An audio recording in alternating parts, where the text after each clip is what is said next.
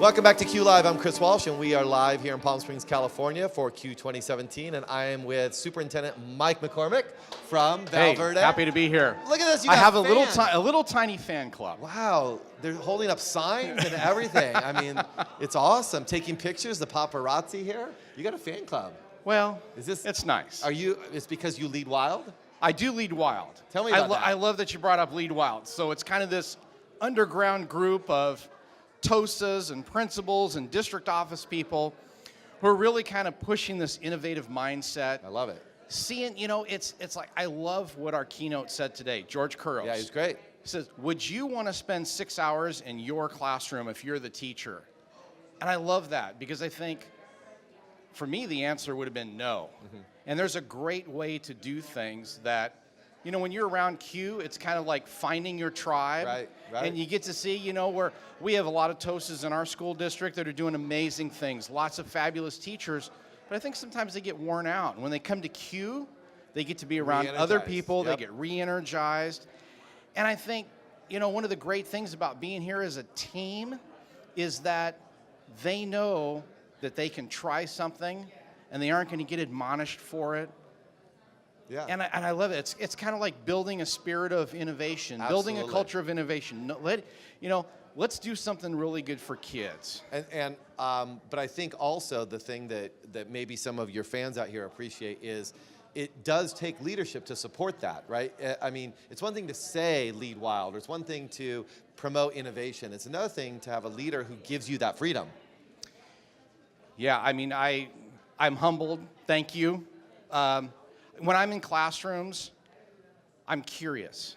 I think I probably lead with curiosity as a trait more than anything else.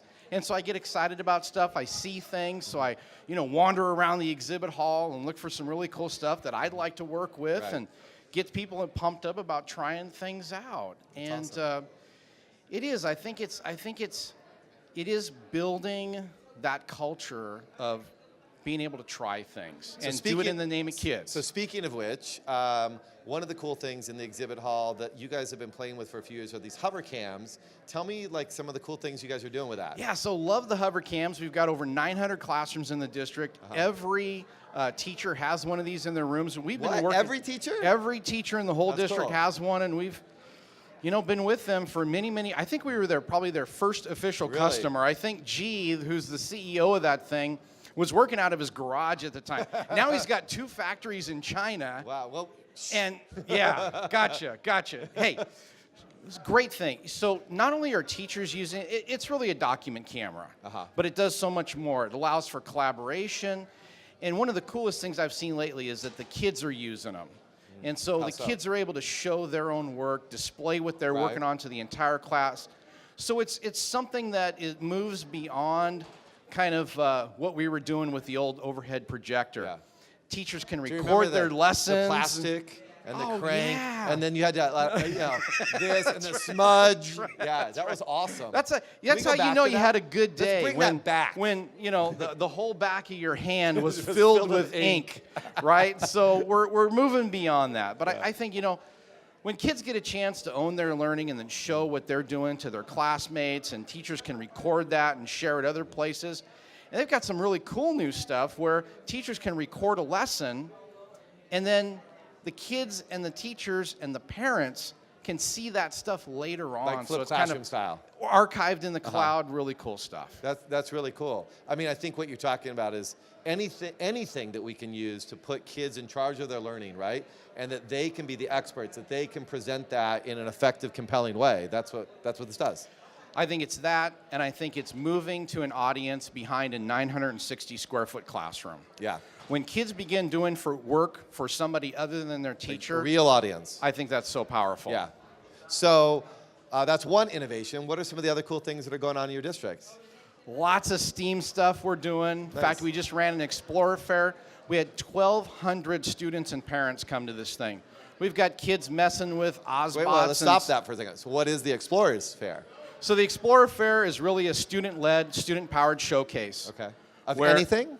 A lot of stuff on coding. Okay.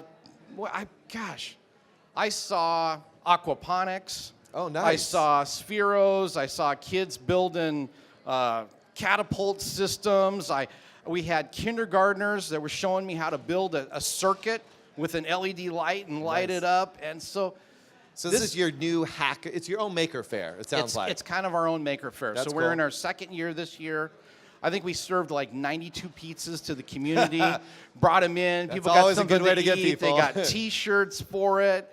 And so it was a really powerful moment for me to sit back and see the students running this. And you know, you talk about the 4 C's and communication and collaboration. And when you've got kindergartners that are showing me how to code with block coding, saying, well, if you just do this and move this here, and it's okay, Mr. McCormick, that you didn't get it right the first try.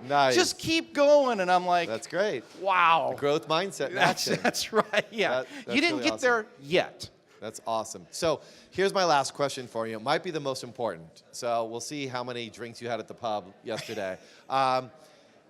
You guys are doing great stuff. There's a lot of people out there who come to Q to get inspiration, to learn from other people. And the first step is the hardest. What's the first step? If you're talking to another superintendent, what's the first step? Wow, you stumped me on that one. Oh, great. You owe me the beer then. Yeah, you know what? I have a saying. I don't know if it's super relevant, but it comes to mind for me. I think we've worked in isolation so long in education, teachers in isolation in their classrooms, district office people really just worrying about what's happening at their district. For me, I'm kind of on a kick on, you know, building your sharing reputation. Are you willing to put yourself out there and share your best ideas? And so I think for me, it really comes down to creating a culture where people are willing to share what they're doing and creating spaces for that to happen. And get out and see great stuff. You know, that's one thing we don't do enough of. We talk like we go out and we're willing to visit other school districts and teachers are willing to visit other classrooms. And that does happen, but I think there's so much more for people to be willing to try those things. So in that case, is that social media? Is that putting yourself out there in that way, putting kids' work out there? Is that what you're talking about? I think it includes all that. It's certainly social media. We've got 22 principals. They're all on social media. They're on Instagram, Twitter.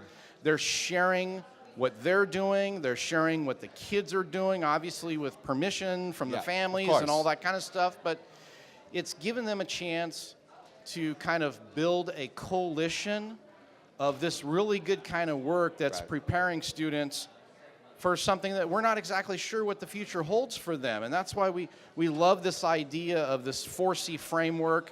You know, you hear a lot about that. I don't want that to become cliche. Of course. There is something to that because those are transferable skills. But you got to have depth with that. Without a doubt. In fact, our number 1 goal from our Board of Education is reading by 3rd grade. So you got to have that. I mean, kids have to have the basics, but then, you know, are there some innovative ways to go about the work? Can you bring in coding? And do all kinds of different things with it?